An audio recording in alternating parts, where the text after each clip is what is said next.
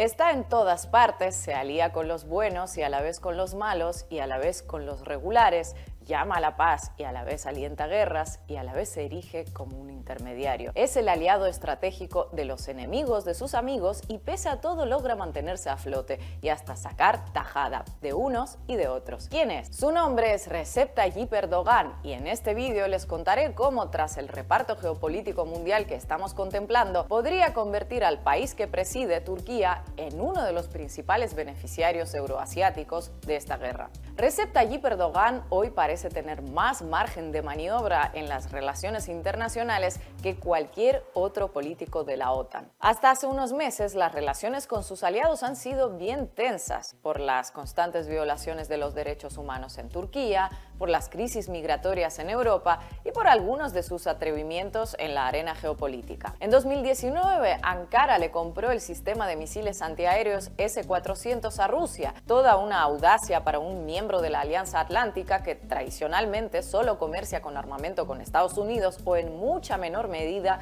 con Europa. Todo ello, entre otras cosas, llevó a Erdogan a una situación de semi-aislamiento internacional, hasta que a Rusia se le ocurrió invadir Ucrania. Y esto supuso el renacimiento de Erdogan, o uno de sus renacimientos. Ahora, una vez más, ha logrado imponer sus condiciones a la OTAN, dirimir sus diferencias con antiguos rivales como Israel o Arabia Saudí en pos de mayores beneficios económicos, seguir siendo aliado de Rusia sin renunciar a ser aliado de Ucrania a la vez y uno de sus suministradores de armamento, y lo que es más sintomático de nuestros tiempos, Erdogan se ha forjado como uno de los principales pacificadores de la actualidad. Parafraseando esa frase hecha en inglés, ¿qué momentos para estar vivos? En lo militar, Turquía, igual que le compra armamento a Rusia, le vende drones a Ucrania. El dron de combate Bayraktar lo fabrica una empresa controlada parcialmente por el yerno de Erdogan y desde hace tiempo los Bayraktar forman una parte importante del arsenal militar ucraniano. Hace unos meses hasta se planteó construir una fábrica de esos drones en Ucrania. Pese a ello, desde el inicio del conflicto, Turquía se ha lanzado a mediar entre Rusia y Ucrania, convirtiéndose en sede de varias negociaciones. Se desarrolle como se desarrolle el conflicto, Turquía sale victoriosa. Si hay paz, es el intermediario. Si hay guerra, es el intermediario también. En lo económico, Turquía es el único miembro de la OTAN que se negó a apoyar las sanciones contra Moscú. Así, Ankara se podría convertir en un offshore de sanciones al estilo de los paraísos fiscales donde se puedan evadir las restricciones impuestas por Estados Unidos y la Unión Europea. Debido a todo ello, el intercambio comercial con Rusia se triplicó. Todo aquello que Europa le vendía a Rusia directamente ahora pasa por Turquía, previo pago de todos los aranceles correspondientes. Las aerolíneas de Turquía fueron de las pocas compañías aéreas que siguieron realizando vuelos a Rusia y literalmente pegaron un salto.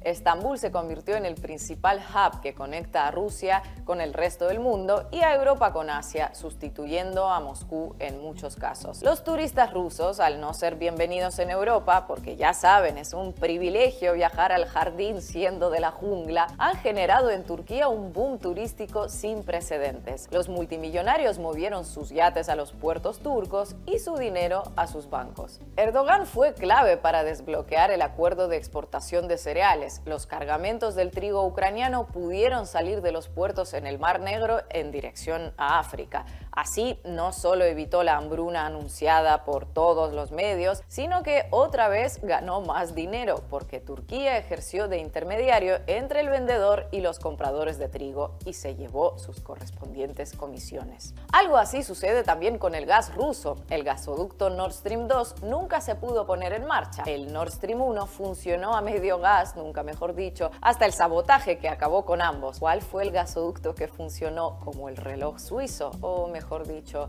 como un reloj turco. Ese fue el Turkish Stream, un gasoducto que lleva el gas ruso a Turquía por el fondo del Mar Negro. El gas ruso llega a Turquía y por arte de magia se convierte en gas turco. Y luego Turquía vende el gas turco a Europa sin sanciones, pero por un precio mayor. Así, entre unas cosas y otras, la agencia de calificación internacional Moody's elevó sus previsiones del crecimiento económico de Turquía para 2022 por segunda vez interés en tan solo unos meses. Calculan que este año el PIB turco crecerá un 5,3%, pese a una inflación elevadísima. Turquía, que ha sido la oveja negra de la OTAN por haber comprado armamento ruso, de repente, y también gracias a la ayuda indirecta de Moscú, logró algo que parecía muy difícil hasta hace poco: que Suecia y Finlandia accedan a extraditar a activistas kurdos a los que Turquía considera terroristas, a cambio de que Turquía no obstaculice su incorporación en la OTAN. A pesar de velar por los derechos humanos, a los socios europeos no les quedó otra. Total, ¿qué es la vida de un activista kurdo cuando se trata de la OTAN? En el plano geopolítico, con una Rusia cada vez más débil, a Turquía se le abre un abanico de posibilidades en países de lenguas túrquicas. En Azerbaiyán, que con apoyo turco tensa la situación con Armenia en la zona de Nagorno-Karabaj, o en Kazajistán, cuya inteligencia militar hace poco acordó cooperar con la turca. Toda esta situación, que a Erdogan le cayó del cielo y que aprovechó, le viene de maravilla. En algo más de un año le esperan unas elecciones y no parece muy dispuesto a perderlas. Y además le ayuda a consolidar su proyecto imperial neo-otomano, forjando alianzas en el espacio postsoviético y consolidándose como un líder regional. A todo ello, Washington y Bruselas observándolo desde la distancia y de momento sin objeciones. Pese a la calidad democrática de Turquía, que no es que esté muy a la altura de los estándares que consideran aceptables, al menos pública y teóricamente, pese a las crisis migratorias en Europa que desata y contiene dependiendo de las circunstancias, pese a la creciente islamización de Turquía que denuncia parte laica de la sociedad, como se trata de uno de los ejércitos más potentes de la OTAN y sobre todo de un país que potencialmente podría convertirse en un factor clave para contener a China en la región, pues se le permite casi cualquier cosa. Parafraseando a Roosevelt hablando de Anastasio Somoza, es un hijo de perra, pero es nuestro al fin y al cabo. Lo sorprendente de todo esto es que a estas alturas del juego, tras 9 meses de la guerra, Erdogan parece ser el único político capaz de establecer un diálogo con todos, lo haga velando por sus propios intereses, como parece claro, o por los de todos. Y es algo que no sé si habla bien de Erdogan o más bien mal de todos los demás.